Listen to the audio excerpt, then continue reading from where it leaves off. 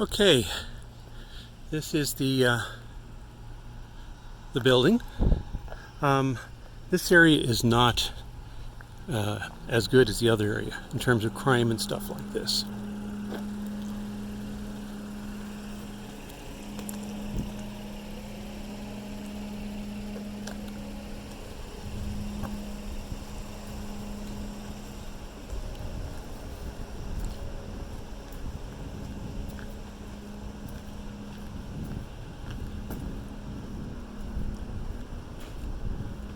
They look to be duplicates though, and they're pretty much for the other one.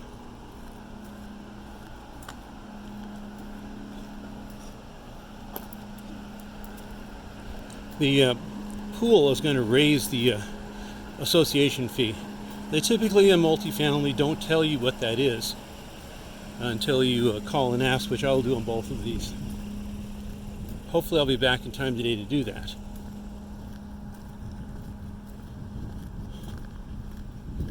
Location-wise, I would definitely pick the other one.